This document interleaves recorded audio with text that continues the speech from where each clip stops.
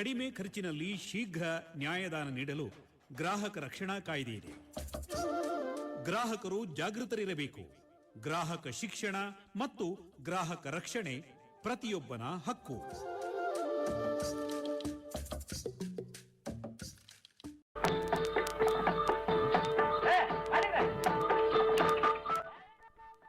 ಕಾರ್ಯಕ್ರಮ ಕೃಷಿ ರಂಗ. ಕೃಷಿ ರಂಗ ರೈತರಿಗಾಗಿ ಕಾರ್ಯಕ್ರಮ ಕಿಸಾನ್ ವಾಣಿ.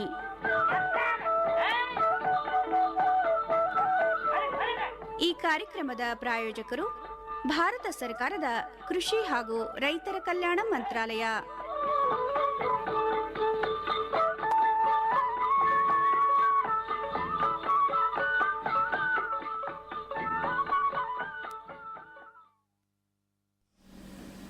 ಕೃಷಿ ರಂಗ ಪ್ರಾಯೋಜಿತ ಕಾರ್ಯಕ್ರಮ ಕಿಸಾನ್ ವಾಣಿ ಕೇಳುತ್ತಿರುವಂತಹ ಎಲ್ಲ ರೈತ ಬಾಂಧವರಿಗೆ ಶರಣು ಶರಣಾರ್ಥಿಗಳು. ರೈತ ಬಾಂಧವರೇ, ಇಂದಿನ ಕಾರ್ಯಕ್ರಮದಲ್ಲಿ ಕೃಷಿ ಜಮೀನಿನಲ್ಲಿ ಮಳೆ ನೀರಿನ ಕೊಯ್ಲು ವಿಧಾನಗಳು ಮತ್ತು ಅದರ ಮಹತ್ವ ಈ ಕುರಿತು ಡಾ ರಾಜ್ಕುಮಾರ್ ಹಳೆದೊಡ್ಡಿ ಅವರೊಡನೆ ಸಂದರ್ಶನ ಮೂಡಿಬರಲಿದೆ. ನಂತರ ಪೇಟೆದಾರಣೆ ಕೇಳುವಿರಿ. ಆರಂಭದಲ್ಲಿ ಕೇಳೋಣ ಕೆಲವು ಪ್ರಕಟಣೆಗಳನ್ನು. क्या कर रहा है? इधर इधर इधर हम बोल रहे हैं तेरे बीजू का. उतला बोल रहा है? पक्षियों से तो हम खेत को बचा लेते हैं, पर इन घातक रसायनों से कैसे बचाएं? मतलब? देख बेटा, तू जो ये अंधाधुंध रसायन मिलाता है ना, मिट्टी की सेहत बिगड़ने लगी है. और जब माटी ही कमजोर पड़ जाएगी तो उपज कैसे सेहतमंद होगी? अरे पहले ऐसा नहीं था. पूछना अपने बड़े बुजुर्गों से, कैसे फसल लहलहाती थी, शुद्धता झलकती थी. हाँ, माटी भी तंदुरुस्त और लोग भी. अरे पहली वाली बात कहाँ, पर अब तो सभी डाले हैं. सब नहीं, आज भी लाखों जागरूक किसान परंपरागत विधि से फसल उगा रहे हैं. खर्चा कम और उपज की कीमत भी बेहतर पा रहे हैं. सच है? रे बेटे, एक्सपीरियंस से बता रहे हैं. धूप में बाल सफेद नहीं किए हैं. हाँ. ठीक है भाई, मैं भी आज से जैविक खेती शुरू करूंगा. माटी से प्रेम की परंपरा है. परंपरागत खेती.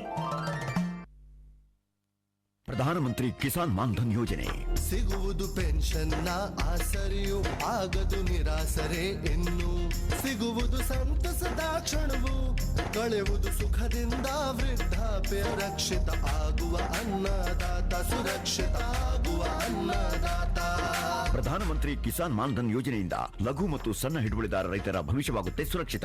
60 ವರ್ಷ ವಯಸ್ಸಾದ ನಂತರ 3,000 ರೂಪಾಯಿಗಳ ಮಾಸಿಕ ಪೆನ್ಷನ್ ಖಚಿತ. 55ರಿಂದ 200 ರೂಪಾಯಿಗಳ ಮಾಸಿಕ ಶುಲ್ಕ ನೀಡಿ 18ರಿಂದ 40 ವರ್ಷ ತನಕ ರೈತರು ಪ್ರವೇಶಿಸಬಹುದು. ಈ ಅಂಶದಾನ ಯೋಜನೆಯಲ್ಲಿ ಸರ್ಕಾರ ನೀಡುತ್ತದೆ ಸಮಪಾಲು ಕೊಡುಗೆ.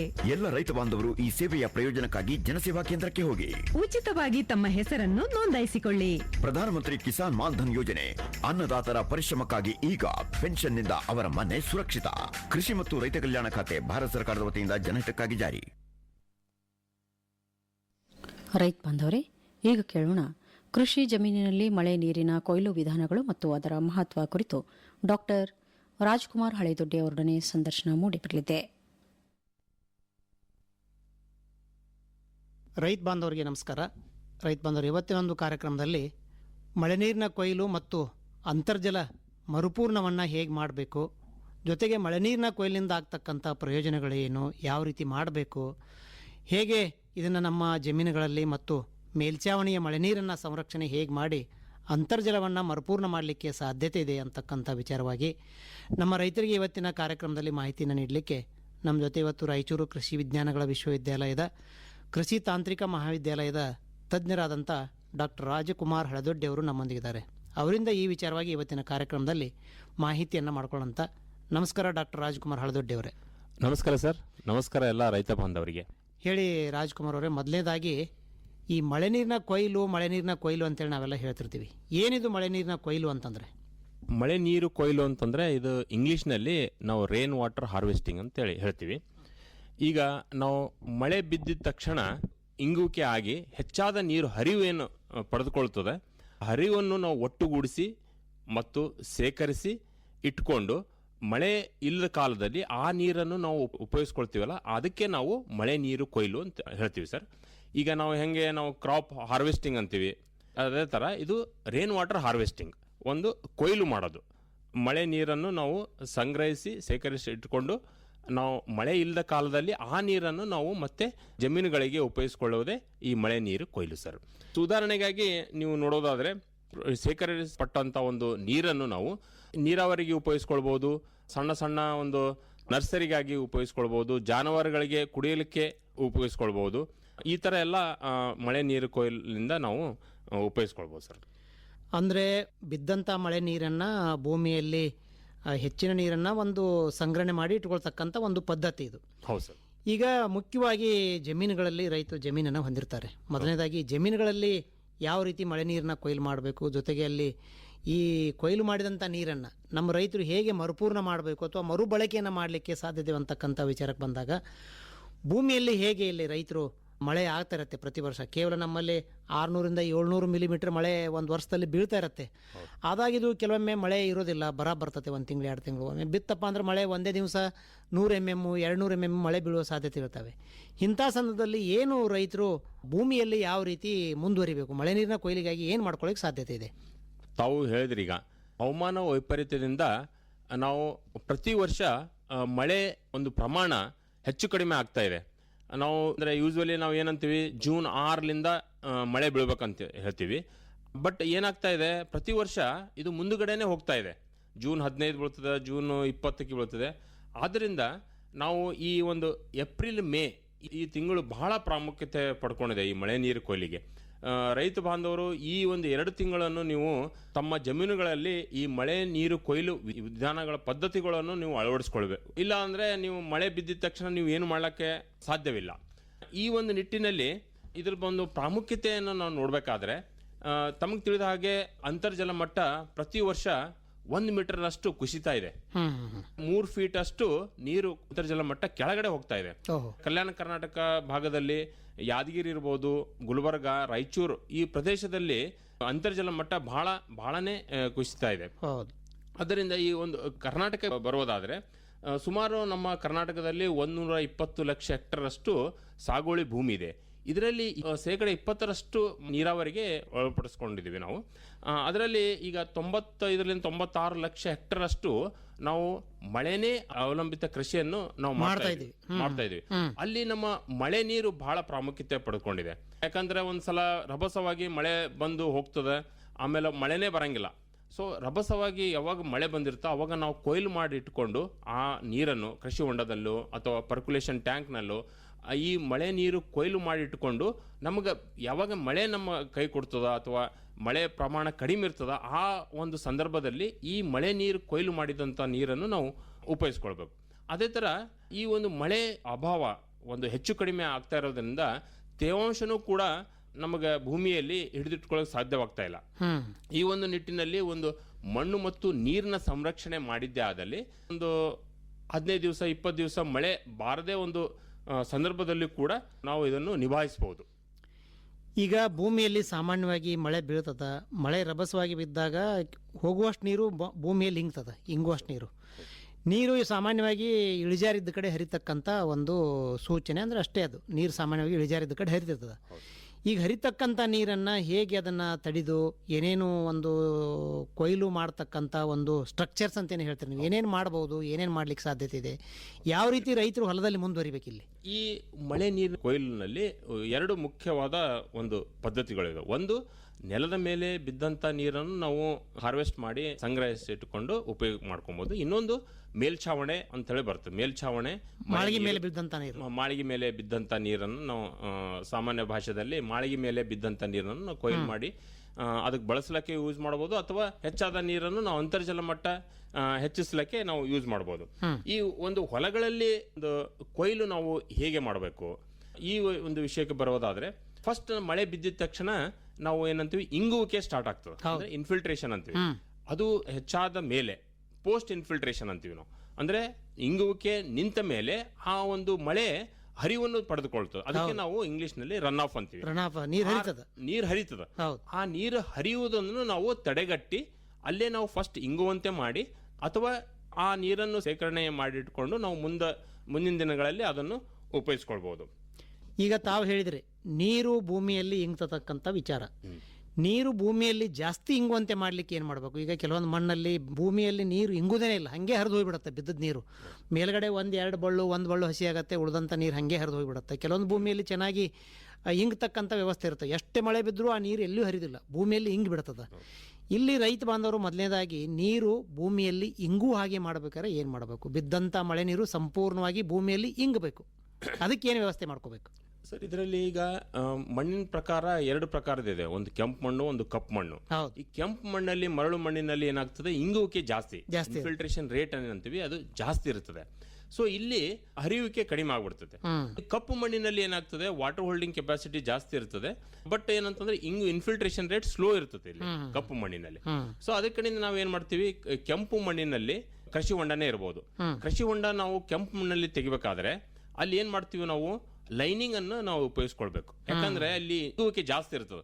ನೀವು ಕೊಯ್ಲ್ ಮಾಡಿದಂತ ನೀರು ಬೇಗನೆ ಹಿಂಗೋಗ್ಬಿಡ್ತದೆ, ನೀವು ಉಪಯೋಗ ಮಾಡ್ಕೊಳ್ಳಕ್ ಸಾಧ್ಯನೇ ಇಲ್ಲ. ಅದರಿಂದ ಅದ ಕಡೆಯಿಂದ ನೀವು ಏನ್ ಮಾಡ್ತೀವಿ, ಪ್ಲಾಸ್ಟಿಕ್ ಸೀಟ್ ಹಾಕ್ತಿವಿ ಅಥವಾ RCC ಸಿಮೆಂಟ್ ಕಾಂಕ್ರೀಟ್ ಲೈನಿಂಗ್ ಮಾಡ್ತೀವಿ. ಸೊ ಇದು ಕೆಂಪು ಮಣ್ಣಲ್ಲಿ. ಕಪ್ಪು ಮಣ್ಣಿನಲ್ಲಿ ನೀವು ಮಾಡಲು ಹೋದರೂ ನಡೀತದೆ, ಯಾಕಂತಂದ್ರೆ ನಿಮಗೆ ಸಿಪೇಜ್ ಲಾಸ್ ಕಡಿಮೆ ಇರ್ತದೆ ಇದರಲ್ಲಿ ಕಪ್ಪು ಮಣ್ಣಿನಲ್ಲಿ. ಈ ಒಂದು ಮಳೆ ನೀರು ಕೊಯ್ಲಿನಲ್ಲಿ 2 ಥರದಿದೆ. ಒಂದು ಇನ್ಸಿಟ್ಯೂ ರೈನ್ ವಾಟರ್ ಹಾರ್ವೆಸ್ಟಿಂಗ್ ಅಂತ ಹೇಳಿ, ಇನ್ನೂ ಒಂದು ಇಂಜಿನಿಯರಿಂಗ್ ಮೆಜರ್ಸ್. ಈ ಇನ್ಸಿಟ್ಯೂ ರೈನ್ ವಾಟರ್ ಹಾರ್ವೆಸ್ಟಿಂಗ್ ಅಂತ ಅಂದ್ರೆ ಬಿದ್ದಂತ ನೀರು ಅಲ್ಲೇ ಇಂಗಬೇಕು, ಅಲ್ಲೇ ಇಂಗುವಂತೆ. ಹೌದು, ಅದರಲ್ಲಿ ತುಂಬಾ ಒಂದು ಪದ್ಧತಿಗಳಿದಾವೆ. ಮೊದಲನೇದಾಗಿ ತಮ್ಗೆಲ್ಲ ಗೊತ್ತಿದೆ, ಇಳಿಜಾರಿಗೆ ಅಡ್ಡವಾಗಿ ಉಳುಮೆ ಮಾಡೋದು ಫಸ್ಟ್. ಸೊ ಇದು ಅಂತೂ ತಮ್ಗೆಲ್ಲ ಗೊತ್ತಿದೆ, ಇದಕ್ಕೆ ಜಾಸ್ತಿ ಹೇಳಕ್ ಹೋಗಂಗಿಲ್ಲ ನಾನು. ಆಮೇಲೆ ಇಳಿಜಾರಕ್ಕೆ ಅಡ್ಡವಾಗಿ ಬಿತ್ತನೆ ಮಾಡೋದು. ಇದರಿಂದ ಏನಾಗ್ತದೆ, ಹರಿಕೊಂಡು ಹೋಗುವಂತ ನೀರಿಗೆ ತಡೆಯನ್ನು ನಾವು ಮಾಡಿದಂಗೆ ಆಗ್ತದೆ, ಅಲ್ಲಿ ನಾವು ಇಂಗುವಂತೆ ಮಾಡಿದ್ವಿ. ಇದು ಇನ್ಸ್ಟಿಟ್ಯೂಟ್ ರೈನ್ ವಾಟರ್ ಹಾರ್ವೆಸ್ಟಿಂಗ್. ಇನ್ನೂ ಒಂದು ಆಳವಾದ ಉಳುಮೆ ಅಂತೀವಿ ನಾವು. 3 ವರ್ಷಕ್ಕೆ ಒಂದ್ಸಲ ನೀವು ಏನ್ ಮಾಡಬೇಕು, ಆಳವಾದ ಉಳುಮೆ ಮಾಡಬೇಕು. ಆಳವಾದ ಉಳುಮೆ ಮಾಡೋದ್ರಿಂದ ಏನಾಗ್ತದೆ, ಇನ್ಫಿಲ್ಟ್ರೇಷನ್ ರೇಟ್ ಜಾಸ್ತಿ ಆಗ್ತದೆ. ಸೊ ನೀರು ಇಂಗುವಂತೆ ನಾವು ಮಾಡ್ಲಕ್ಕ ಇದು ಸಹಾಯ ಆಗ್ತದೆ. ಆಮೇಲೆ ಮಾಗಿ ಉಳುಮೆ ಅಂತೀವಿ, ಇದು ಅಂತೂ ತಮ್ಗೆಲ್ಲ ಗೊತ್ತಿದೆ, ನೀವು ಮಾಡ್ತಾ ಇದ್ರಿ. ಅಥವಾ ಪಲ್ಟಿ ನೇಗಲ್ ಅಂತೀವಿ ನಾವು. ಅದನ್ನು ಕೂಡ ಮಾಡೋದ್ರಿಂದ ನಿಮ್ಮ ಕಳೆಗಳು ಕೂಡ ಕಡಿಮೆ ಆಗ್ತವೆ, ಇನ್ಫಿಲ್ಟ್ರೇಷನ್ ರೇಟ್ನು ಕೂಡ ಜಾಸ್ತಿ ಆಗ್ತದೆ. ಆಮೇಲೆ ಮಿಶ್ರ ಬೆಳೆ ಪದ್ಧತಿ, ಬೇರೆ ಬೇರೆ ಕ್ರಾಪ್ ಹಾಕುമ്പോൾ ನಿಮಗೂ ಅದು ಎಲ್ಲ ಗೊತ್ತಿದೆ. ಆಮೇಲೆ ದೋಣಿ ಸಾಲು ಅಥವಾ ದಿಂಡು ಸಾಲು ಅಂತೀವಿ, ಇದಕ್ಕೆ ಇಂಗ್ಲಿಷ್ ನಲ್ಲಿ ರಿಡ್ಜಸ್ ಅಂಡ್ ಫರೋಸ್ ಅಂತೀವಿ. ಈಗ ಏನಂದ್ರೆ ಕಾಲುವೆಗಳು ಮಾಡ್ಕೊಬೋದು, ದಿಂಡು ಸಾಲುಗಳು ಮಾಡ್ಕೊಬೋದು. ಮಳೆ ಬಿದ್ದಿದ ತಕ್ಷಣ ಏನಾಗ್ತದೆ, ಆ ದಿಂಡು ಸಾಲಿನಲ್ಲಿ ನೀರು ನಿಂತು ನಾವು ಮಾಯ್ಶ್ಚರ್ ಹೋಲ್ಡಿಂಗ್ ಕೆಪಾಸಿಟಿಯನ್ನು ಸ್ವಲ್ಪ ಜಾಸ್ತಿ ಮಾಡ್ಬೋದು. ಆಮೇಲೆ ಇನ್ನೊಂದು ಚೌಕು ಮಡಿಗಳು ಅಂತೀವಿ. ಚೌಕು ಮಡಿ ಅಂತಂದ್ರೆ, ಈಗ ಉದಾಹರಣೆಗೆ ಒಂದು 3 ಮೀಟರ್ ಬೈ 3 ಮೀಟರ್ ಚೌಕು ಮಡಿಗಳನ್ನು ನಿರ್ಮಿಸಿ ಆ ಬಿದ್ದಂತ ನೀರನ್ನು ನಾವು ಅಲ್ಲೇ ಸಂಗ್ರಹಣೆ ಮಾಡ್ಕೊಳ್ಳಕ್ಕೆ ಇದು ಉಪಯೋಗ ಆಗ್ತದೆ. ಈ ಚೌಕು ಮಡಿಗಳನ್ನು ನಾವು ನಮ್ಮ ಕೃಷಿ ತಾಂತ್ರಿಕ ಮಹಾವಿದ್ಯಾಲಯದಲ್ಲಿ ಒಂದು ಕಂಪಾರ್ಟ್ಮೆಂಟ್ ಬಂಡ್ ಫಾರ್ಮರ್ಸ್ ಅಂತ ಹೇಳಿ ರೆಡಿ ಮಾಡ್ಕೊಂಡಿದ್ದೀವಿ ನಾವು. ಅಂದ್ರೆ ಈಗ ರೈತರು ಏನ್ ಮಾಡ್ತಾ ಇದಾರೆ, ಸಲಿಕೆಲಿಂದ ನಾವು ಏರು ಮಡಿಗಳು ಮಾಡ್ಕೋಬೇಕು, ಅದಕ್ಕೆ ಸ್ವಲ್ಪ ಜಾಸ್ತಿ ಲೇಬರ್ಸ್ ಜಾಸ್ತಿ ಆಗ್ತಾ ಇದಾರೆ. ಆದ ಕಾರಣ ಟ್ರ್ಯಾಕ್ಟರ್ಲಿಂದ ಆಟೋಮೆಟಿಕ್ ಆಗಿ ಅದು ಬಂಡ್ ಫಾರ್ಮರ್ ಮಾಡ್ಬಿಡ್ತದೆ. ಉಪಕರಣ ಇದೆ. ನೀವು ನಮ್ಮ ಕಾಲೇಜ್ಗೆ ಬಂದ್ರೆ ನಾನು ತೋರಿಸ್ತೀನಿ ನಿಮಗೆ. ಅದು ಎಷ್ಟು ಮೀಟರ್ ಬೇಕೋ ಅಷ್ಟು ನಾವು ಅಡ್ಜಸ್ಟ್ ಮಾಡ್ಕೋಬಹುದು. ವಿಡ್ತ್ ಫಿಕ್ಸ್ ಇರ್ತದೆ, ಟ್ರ್ಯಾಕ್ಟರ್ ವಿಡ್ತ್ ಎಷ್ಟು ಇರ್ತದಲ್ಲ ಅಷ್ಟು ವಿಡ್ತ್. ಲೆಂತ್ ನೀವು 5 ಮೀಟರ್, 6 ಮೀಟರ್, 9 ಮೀಟರ್, 10 ಮೀಟರ್ ನೀವು ಹೆಂಗ ಸೆಟ್ ಮಾಡ್ತೀರಿ ಆ ತರ ಅದು ಬಂಡ್ ಮಾಡ್ಕೋತಾ ಹೋಗ್ಬಿಡ್ತದೆ. ಸೊ ಇದು ಬಹಳ ಅನುಕೂಲಕರವಾದ ಒಂದು ಉಪಕರಣ ಇದೆ. ತಾವು ಇದನ್ನು ನೀವು ಉಪಯೋಗಿಸ್ಕೊಂಡು ಇದ್ರದ್ದು ಮಾಹಿತಿಯನ್ನು ಪಡೆದುಕೋಬೇಕಂತ ಹೇಳಿ ನಾನು ಕೇಳ್ಕೊಳ್ತೀನಿ. ಅಂದ್ರೆ ಈ ಚೌಕು ಮಡಿಗಳನ್ನ ಮಾಡೋದು, ರಿಡ್ಜಸ್ ಅಂಡ್ ಫರೋಗಳನ್ನ ಮಾಡೋದು ಬೆಳೆಯಲ್ಲಿ ಮಾಡ್ಲಿಕ್ಕೆ ಆಗೋದಿಲ್ಲ, ಖಾಲಿ ಭೂಮಿ ಇದ್ದಾಗ ಮಾಡ್ಬೇಕು. ಖಾಲಿ ಭೂಮಿ ಇದ್ದಾಗೆ ಮಾಡ್ಬೇಕು. ಇವೆಲ್ಲ ನಾ ಹೇಳ್ತಾ ಇರೋದು ಮಳೆ ಪೂರ್ವದಲ್ಲಿ ಮಾಡ್ಬೇಕಿದು. ಈ ಚೌಕು ಮಡಿ ಮಾಡಿದ್ಮೇಲೆ ನೀವು ಡೈರೆಕ್ಟ್ ಸೋಯಿಂಗ್ ಮಾಡಿ ಅದು ಇದು ಆಗ್ಲಿ ಅಂತಂದ್ರೆ ಕೆಡಿಸೋಗ್ಬಿಡ್ತದ ಅದು ಬಂಡ್ಸ್. ಇಲ್ಲೇ ಯಾಕಂತಂದ್ರೆ ನೀವು ಮೊದಲನೇ ಮಳೆ ನೀವು ಹಾರ್ವೆಸ್ಟ್ ಮಾಡಿ ಇಟ್ಕೊಳ್ಳಿದ್ರಿ, ಮೊದಲೇ ಬಿದ್ದಂತ ಮಳೆ ನೀರು ಸಂಪೂರ್ಣ ಸಂರಕ್ಷಣೆ ಆಗ್ಬಿಡ್ತದ. ಅವಾಗ ನೀವು ಡೈರೆಕ್ಟ್ ಸೋಯಿಂಗ್ ಮಾಡಬಹುದು ಇದರಲ್ಲಿ. ಆಮೇಲೆ ಇನ್ನೊಂದು ಏರು ಮಡಿ ಪದ್ಧತಿ ಅಂತಂತೀವಿ. ಈಗ ನೀವು ನೋಡಿರ್ಬೋದು, ಲಾಸ್ಟ್ ಇಯರ್ ಸುಮಾರು 900ರಿಂದ 1000 mm ಮಳೆ ಆಯ್ತು. ನಮ್ದು ಸಾಧಾರಣವಾಗಿ ಮಳೆ 650 mm ಇತ್ತು. ಲಾಸ್ಟ್ ಇಯರ್ ಜಾಸ್ತಿ ಮಳೆ ಆಯ್ತು. ಹೀಗಾಗಿ ತೊಗರೆ ಬೆಳೆಯಲ್ಲಿ ನಡ್ಡೆ ರೋಗ ಜಾಸ್ತಿ ಆಗಿರೋದ್ರಿಂದ ಇಂಥವೆಲ್ಲ ಸ್ವಲ್ಪ ರೋಗ ಬಂತು. ಇದಕ್ಕೆ ನಾವು ಏರು ಮಡಿಗಳನ್ನು ಸ್ವಲ್ಪ ಮಾಡ್ಕೊಳ್ಬೇಕು. ಏರು ಮಡಿ ಮಾಡ್ಕೊಂಡ್ರಿಂದ ಜಮೀನು ಇಳಿಜಾರು ಪ್ರದೇಶದಲ್ಲಿ ಇತ್ತು, ಮೇಲ್ಗಡೆ ಇಳಿಜಾರು ಪ್ರದೇಶದಲ್ಲಿ ಇತ್ತು ಅಂತಂದ್ರೆ ರಭಸವಾಗಿ ನೀರು ಹರ್ಕೊಂಡು ಬರ್ತಾ ಇರ್ತವೆ. ಅದಕ್ಕೆ ಸಣ್ಣ ಸಣ್ಣ ಸಂಖ್ಯೆನ್ ಪಾಂಡ್ಗಳಂತೂ ಕೂಡ ಮಾಡಿಕೊಂಡು ನಿಮ್ಮ ಅಕ್ಕಪಕ್ಕದಂತ ಒಂದು ಬೋರ್ವೆಲ್ಗಳನ್ನು ಕೂಡ ನೀವು ರೀಚಾರ್ಜ್ ಮಾಡ್ಬೋದು ಇದರಿಂದ. ಇನ್ನೊಂದು ರಬಲ್ ತಡೆ ಅಂತೀವಿ.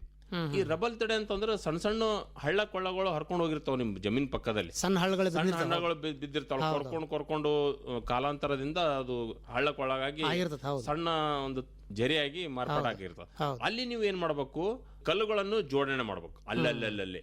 ಫಾರ್ ಎಕ್ಸಾಂಪಲ್ ಒಂದು 50 ಮೀಟರ್ ಬಿಟ್ಟು ಒಂದೊಂದು ತಡೆಗಳು, ಕಲ್ಲಿನ ತಡೆಗಳನ್ನು ನೀವು ನಿರ್ಮಿಸಬೇಕು. ಇದ್ರ ಆಳ ಜಾಸ್ತಿ ಇತ್ತಂತಂದ್ರೆ ಈ ರಬಲ್ ತಡೆಗಳನ್ನು ನೀವು ನಿರ್ಮಿಸಬೇಕು. ಆಳ ಅಂತಂದ್ರೆ ಒಂದು 3 ಮೀಟರ್ ಕಿತ್ತನೂ ಜಾಸ್ತಿ ಆಳ ಇರ್ತದೆ, ಅಲ್ಲಿ ನೀವು ರಬಲ್ ತಡೆಗಳನ್ನು ನೀವು ನಿರ್ಮಿಸಬೇಕು. ಇನ್ನು ಒಂದು ಗೇಬಿಯನ್ ಕಲ್ಲಿನ ತಡೆಗಳಂತ ಬರ್ತದೆ. ಗೇಬಿಯನ್ ಸ್ಟ್ರಕ್ಚರ್ಸ್ ಅಂತಂದ್ರೆ ಒಂದು ಪೆಟ್ಟಿಗೆ ಆಕಾರದ ಒಂದು ಆಕಾರ ಮಾಡಿ ನಾವು ಅಲ್ಲಿ ಕಲ್ಲುಗಳನ್ನು ಜೋಡಿಸಿ ಅದಕ್ಕೊಂದು ಆ ಕಲ್ಲುಗಳ ಗ್ರೂಪ್ ಏನಿರ್ತದೆ ಅದಕ್ಕೆ ಒಯ್ದು ನಾವು ಜೋಡಣೆ ಮಾಡ್ತೀವಿ. ಈಗ ಒಂದ್ ಕಲ್ಲಿದ್ರೇನೋ ಒಂದು ಹರ್ಕೊಂಡು ಹೋಗೋ ಚಾನ್ಸಸ್ ಇರ್ತದೆ. ಸೊ ಅದಕ್ಕೆ ನಾವು ಕಲ್ಲಿನ ಗುಂಪು ಮಾಡಿ ಆ ಒಂದು ದಾರದಲ್ಲೋ ಅಥವಾ ಒಂದು ಪೆಟ್ಟಿಗೆಯಲ್ಲಿ ಕಲ್ಲುಗಳನ್ನು ಹಾಕಿ ಅದನ್ನು ಜೋಡಣೆ ಮಾಡ್ತೀವಿ. ಅದಕ್ಕೆ ಗೇಬಿಯನ್ ಸ್ಟ್ರಕ್ಚರ್ ಅಂತೀವಿ. ಇದನ್ನು ಕೂಡ ನೀವು ಮಾಡಬಹುದು. ಇನ್ನು ಮೇಲೆ ಇದಂತೂ ಗೊತ್ತಿದೆ, ಕೃಷಿ ಹೊಂಡ ಇದು ಅಂತೂ ತಮ್ಗೆಲ್ಲ ಗೊತ್ತಿದೆ. ಸಾಮಾನ್ಯವಾಗಿ ಕೆಂಪು ಮಣ್ಣಿನಲ್ಲಿ 1 ಹೆಕ್ಟೇರ್ ಪ್ರದೇಶದಲ್ಲಿ ಸುಮಾರು 166 ಘನ ಮೀಟರ್ ನೀರಷ್ಟು ನೀವು ಸಂಗ್ರಹಣೆ ಮಾಡಬಹುದು. ಅದೇ ತರ ಬ್ಲ್ಯಾಕ್ ಸಾಯಿಲ್ ನಲ್ಲಿ ಅಂದ್ರೆ ಕಪ್ಪು ಮಣ್ಣಿನಲ್ಲಿ 1 ಹೆಕ್ಟೇರ್ ಪ್ರದೇಶದಲ್ಲಿ ಸುಮಾರು 300 ಘನ ಮೀಟರ್ ನೀರಷ್ಟು ನೀವು ಸೇಕರಣೆ ಮಾಡಬಹುದು. ಇದು ಒಂದು ಥಂಬ್ ರೂಲ್. ಕೃಷಿ ಹೊಂಡ ಇಷ್ಟು ನೀರನ್ನು ನೀವು ಸಂಗ್ರಹಣೆ ಮಾಡಿ ಇಟ್ಕೊಂಡು ಅದನ್ನು ನೀವು ಸಪ್ಲಿಮೆಂಟಲ್ ಇರಿಗೇಷನ್ ಅಂದ್ರೆ ಕ್ರೂಷಿಯಲ್ ಪೀರಿಯಡ್ನಾಗ ಈ ನೀರನ್ನು ನೀವು ಉಪಯೋಗ ಮಾಡ್ಕೊಳ್ಬಹುದು. ನಾ ಈಗಾಗಲೇ ಹೇಳಿದೆ, ಕೆಂಪು ಮಣ್ಣಿನಲ್ಲಿ ನೀವು ಸಿಪೇಜ್ ಪರ್ಕುಲೇಷನ್ ಲಾಸಸ್ ಅರೆಸ್ಟ್ ಮಾಡಲೇಬೇಕು. ಯಾಕಂದ್ರೆ ನೀರು ಕೃಷಿ ಹೊಂಡದಲ್ಲಿಂದ ನೀರು ಹೋಗ್ಬಿಡ್ತದೆ, ನಿಮಗೆ ಉಪಯೋಗ ಆಗಂಗಿಲ್ಲ. ಅದ್ರ ಕಡೆಯಿಂದ ನೀವು ಏನು ಈ ಕೆಂಪು ಮಣ್ಣಿನಲ್ಲಿ ನೀವು ಕೃಷಿ ಹೊಂಡ ನಿರ್ಮಿಸದೆ ಆದಲ್ಲಿ ಅಲ್ಲಿ ಏನ್ ಮಾಡಬೇಕು, ನೀವು ಲೇಯರ್ಸ್ ಹಾಕೊಳ್ಳೇಬೇಕು. ಸಿಮೆಂಟ್ ಲೈನಿಂಗ್ ಹಾಕೋಬೇಕು, ಇಲ್ಲಿಕಂದ್ರೆ ಪ್ಲಾಸ್ಟಿಕ್ ಮಲ್ಚಿಂಗ್ ಪ್ಲಾಸ್ಟಿಕ್ ಸೀಟ್ಗಳು ಹಾಕಬೇಕು. ಅದು ಒಂದು 500 ಮೈಕ್ರಾನ್ ಒಂದು ಥಿಕ್ನೆಸ್ ಬರ್ತದೆ. ಆ ಒಂದು ಸೀಟ್ ಅನ್ನು ಹಾಕೊಂಡು ಅಲ್ಲಿ ನೀವು 95% ಅಷ್ಟು ನೀರನ್ನು ನೀವು ಹಿಡಿದಿಟ್ಟುಕೋಬಹುದು. ಒಂದು 5% ಅಲ್ಲಿ ಇಲ್ಲಿ ವೇಸ್ಟ್ ಆಗ್ತದೆ. 95% ಅಷ್ಟು ನೀರನ್ನು ನೀವು ಅಲ್ಲೇ ಸ್ಟೋರ್ ಮಾಡಿ ಇಟ್ಕೋಬಹುದು. ಇನ್ನೂ ಒಂದು ಮಿನಿ ಪರ್ಕುಲೇಷನ್ ಟ್ಯಾಂಕ್ ಅಂತ ಬಂದಿದೆ ಸರ್. ಈ mini percolation tank Pavagada, Tumakuru, Kolar ಜಿಲ್ಲೆಯಲ್ಲಿ ಈ ಮಿನಿ ಪರ್ಕುಲೇಷನ್ ಟ್ಯಾಂಕ್ ಅಂತಂದ್ರೆ ಎಲ್ಲಿ ವೇಸ್ಟ್ ಲ್ಯಾಂಡ್ ಇರ್ತದೆ, ಕಮ್ಯುನಿಟಿ ಬೇಸ್ ಎಲ್ಲ ರೈತರು ಕಲಿತು ಈ ಪರ್ಕುಲೇಷನ್ ಟ್ಯಾಂಕ್ ಅನ್ನು ಮಾಡ್ಕೊಂಡು ಆದಲ್ಲಿ ಏನಾಗ್ತದೆ, ನಿಮ್ಮ ಸುತ್ತಮುತ್ತಲಿನ ಬೋರ್ಗಳು ರೀಚಾರ್ಜ್ ಮಾಡ್ಲಿಕ್ಕಿದು ಮೇನ್ ಇಂಪಾರ್ಟೆಂಟ್. ಈಗ ನೀವು ಒಂದು 10 ವರ್ಷ ಹಿಂದೆ ಹೇಳ್ತಿದ್ವಿ ನಾವು, ಚಿತ್ರದುರ್ಗ, ಕೋಲಾರನಲ್ಲಿ 1,000 ಅಡಿ ಕೊರೆದ್ರೂ ನೀರು ಬರ್ತಾ ಇಲ್ಲ ನಮಗೆ ಅಂತೇಳಿ. ಈಗ ಉಲ್ಟಾ ಆಗಿದೆ ಅದು. ಈಗ ಹೈದರಾಬಾದ್, ಕರ್ನಾಟಕದಲ್ಲಿ ಅಷ್ಟು ಆಳವಾಗಿ ಹೋಗ್ತಾ ಇದೀವಿ. ಬಟ್ ಪಾವಗಡ್, ತುಮಕೂರು ಏರಿಯಾನಲ್ಲಿ ಅಲ್ಲೆಲ್ಲ ಈ ಪರ್ಕುಲೇಷನ್ ಟ್ಯಾಂಕ್ ಅವರೆಲ್ಲ ಮಾಡ್ಕೊಂಡಿದ್ದಾರೆ ರೈತರು. ಈಗ ಅಲ್ಲಿ 400-500 ಫೀಟಿಗೆಲ್ಲ ನೀರು ಬರ್ತಾ ಇದೆ. ಸೊ ಹೀಗಾಗಿ ಪರ್ಕುಲೇಷನ್ ಟ್ಯಾಂಕ್ ಬಹಳ ಇಂಪಾರ್ಟೆಂಟ್. ಇನ್ನೊಂದು ಲಾಸ್ಟ್ ಅಂತಂದ್ರೆ ಒಂದು ಚೆಕ್ ಡ್ಯಾಮ್ ಇದೆ ಸರ್. ಚೆಕ್ ಡ್ಯಾಮ್ ಅಂತೂ ತಮ್ಗೆಲ್ಲ ಗೊತ್ತಿದೆ. ಇದು 1-2-3 ಅಂಶಗಳು ಹೇಳ್ತೀನಿ ಕರೆಕ್ಟ್. ಚೆಕ್ ಡ್ಯಾಮ್ ಅನ್ನು ಎಲ್ಲಿ ನಿರ್ಮಿಸಬೇಕು, ವೈಜ್ಞಾನಿಕವಾಗಿ ಪ್ಲೇಸ್ ಅನ್ನ ಸೆಲೆಕ್ಟ್ ಮಾಡ್ಕೋಬೇಕು. ಎಲ್ಲಿ ಸೆಲೆಕ್ಟ್ ಮಾಡ್ಕೋಬೇಕಂತಂದ್ರೆ ನಿಮ್ದೊಂದು ಹಳ್ಳ ಹರ್ಕೊಂಡು ಬರ್ತಾ ಇದೆ ಅಂತ ಅದು 100 ಮೀಟರ್ ಸ್ಟ್ರೇಟ್ ಇರ್ಬೇಕು. ಆಮೇಲೆ ಆಳ ಒಂದು 2 ಮೀಟರ್ ಕಿತ್ತನು ಆಳ ನೀವು ಎಲ್ಲಿ ನಿರ್ಮಿಸ್ಬೇಕು ಗೋಡೆ ಅದು ಆಳ ಇರ್ಬೇಕು, ಡ್ರಾಪ್ ಇರ್ಬೇಕಲ್ಲಿ. ಆಮೇಲೆ ಸೈಡ್ ನಲ್ಲಿ ಗಟ್ಟಿ ಒಂದು ಭೂಮಿ ಇರ್ಬೇಕು. ಯಾಕಂತಂದ್ರೆ ನೀವು ಎಲ್ಲೋ ಒಂದ್ ಕಡೆ ನಿರ್ಮಿಸಿದ್ರಿ ಅಂತಂದ್ರೆ ಅದು ಇಮಿಡಿಯೇಟ್ಲಿ ಟರ್ನ್ ತೋತದ ಅದು ಒಡೆದೋಗ್ಬಿಡ್ತದೆ. ಅದಕ್ಕೆ ಸ್ಟೇಟ್ ಇರ್ಬೇಕು ನಿಮ್ದು. ಅಲ್ಲಿ ಅಂತ ಜಾಗವನ್ನು ನೀವು ಚೆಕ್ ಡ್ಯಾಮ್ ಅಲ್ಲಿ ಉಪಯೋಗ. ಈ ಚೆಕ್ ಡ್ಯಾಮ್ ನಿರ್ಮಿಸ್ಕೊಂಡ್ರಂತಂದ್ರೆ ನೀವು ನರ್ಸರಿಗೆ ಯೂಸ್ ಮಾಡ್ಕೋಬಹುದು, ದನಕರುಗಳು ಯೂಸ್ ಮಾಡ್ಕೋಬಹುದು. ಇದರಲ್ಲಿ ಇನ್ನೊಂದು ಹೊಸದಾಗಿ ರಬ್ಬರ್ ಚೆಕ್ ಡ್ಯಾಮ್ ಅಂತ ಬಂದಿದೆ ಸರ್. ಒರಿಸ್ಸಾದಲ್ಲಿ ಭುವನೇಶ್ವರದಲ್ಲಿ ಈ ರಬ್ಬರ್ ಚೆಕ್ ಡ್ಯಾಮ್ ಅನ್ನು ಕಲ್ಲುಗಳನ್ನ ಜೋಡಣೆ ಮಾಡೋದಾ? ಇದು ನಾವು ಕಲ್ಲುಗಳನ್ನು ಜೋಡಣೆ ಮಾಡ್ತೀವಿ. ಇದು ಏನಂತಂದ್ರೆ ಒಂದು ಟೈರ್ ಟೈಪ್, ರಬ್ಬರ್ ಟೈಪ್. ರಬ್ಬರ್ದು ಒಂದು ಟ್ಯೂಬ್ ಇರ್ತದೆ. ನಾವು ಕಲ್ಲಿಡದಲ್ಲಿ ಅವ್ರು ಏನ್ ಮಾಡ್ತಾರೆ, ಇದು ರಬ್ಬರ್ ಟ್ಯೂಬ್ ಇಟ್ಬಿಡ್ತಾರೆ. ಈಗ ರಬ್ಬರ್ ಟ್ಯೂಬ್ ನಲ್ಲಿ ಅವ್ರು ಏನ್ ಮಾಡ್ತಾರೆ, ನೀರ್ ತುಂಬ್ತಾರೆ. ನೀರ್ ತುಂಬಿದ ತಕ್ಷಣ ಅದು ಉಬ್ಬಿ ಬಿಡ್ತದೆ. ಅಂದ್ರೆ ಹಿಂದ್ಗಡೆ ನೀರ್ ನಾವು ಸ್ಟೋರ್ ಆಗ್ತದ. ಅವಾಗ ಈಗ ನಂಗೆ ನೀರ್ ಬೇಡಪ್ಪ, ಹಿಂದ್ಗಡೆ ಜಾಸ್ತಿ ಮಳೆ ಆಯ್ತು, ಮುಂದ್ಗಡೆ ನಾ ಬಿಡ್ಬೇಕಂದ್ರೆ ನೀರ್ ತೆಗೆದು ಬಿಡ್ತಾರೆ. ಆ ರಬ್ಬರ್ ಟ್ಯೂಬ್ ಸಣ್ಣದಾಗ್ಬಿಡ್ತದೆ, ಅವಾಗ ನೀರ್ ಹರ್ಕೊಂಡು ಹೋಗ್ಬಿಡ್ತದೆ ಸರ್. ಸೊ ಅಂದ್ರೆ ಈಗ ನಾವು ಚೆಕ್ ಡ್ಯಾಮ್ ಒಂದ್ಸಲ ನಿರ್ಮಿಸಿದೇವು ಕಲ್ಲಿಂದ ಅಂತಂದ್ರೆ ನಾವು ಹೆಚ್ಚ ಕಡಿಮೆ ಮಾಡಕ್ ಆಗಂಗಿಲ್ಲ ಹೈಟು. ಈ ರಬ್ಬರ್ಲಿಂದ ನಾವು ಹೆಚ್ಚ ಕಡಿಮೆ ಮಾಡ್ಕೋಬಹುದು. ಆ ತರ ಒಂದು ನಾನು ರೀಸೆಂಟ್ ಆಗಿ ನಾನು ಒರಿಸ್ಸಾಕ್ ಹೋಗಿದ್ದೆ, ಅದನ್ನು ಅಲ್ಲಿ ನೋಡ್ಕೊಂಡು ಬಂದಿದ್ವಿ. ಅದನ್ನು ಕೂಡ ಇಲ್ಲಿ ಸಂಶೋಧನೆ ಮಾಡ್ತಾ ಇದೀವಿ ಸರ್. ಈಗ ಅದನ್ನು ಕೂಡ ಮಾಡ್ತಾ ಇದ್ವಿ. ಈಗ ಕೃಷಿ ಹೊಂಡ ರೈತರು ಜುಲೈ ಆಗಸ್ಟ್ ತಿಂಗಳಲ್ಲಿ ಬರ್ತಕ್ಕಂಥ ಮಳೆ ನೀರನ್ನ ಚೆನ್ನಾಗಿ ಹಿಡಿದಿಟ್ಕೊಂಡು ಮುಂದೆ ಅಭಾವ ಆದಾಗ, ನೀರಿನ ಒಂದು ಕೊರತೆ ಆದಾಗ ಇದನ್ನು ಮಾಡಲಿಕ್ಕೆ ಸಾಕಷ್ಟು ಒಂದು ಪ್ರಯೋಜನ ಆಗುತ್ತೆ. ರೈತರು ಇಂಥ ವಿಚಾರವನ್ನು ಗಮನಿಸಲಿ ಅಂತ ಹೇಳೋಣ. ಮಾಹಿತಿ ಹಂಚಿಕೊಂಡದಕ್ಕೆ ರೈತರ ಪರವಾಗಿ ತಮಗೆ ಧನ್ಯವಾದ. ನಮಸ್ಕಾರ. ನಮಸ್ಕಾರ ಸರ್. ರೈತ ಬಾಂಧವರೇ, ಇದುವರೆಗೆ ಕೃಷಿ ಜಮೀನಿನಲ್ಲಿ ಮಳೆ ನೀರಿನ ಕೊಯ್ಲು ವಿಧಾನಗಳು ಮತ್ತು ಅದರ ಮಹತ್ವ ಕುರಿತು ಡಾಕ್ಟರ್ ರಾಜ್ಕುಮಾರ್ ಹಳೆದೊಡ್ಡಿಯವರೊಂದಿಗೆ ಸಂದರ್ಶನ ಕೇಳಿಬಂದಿದೆ.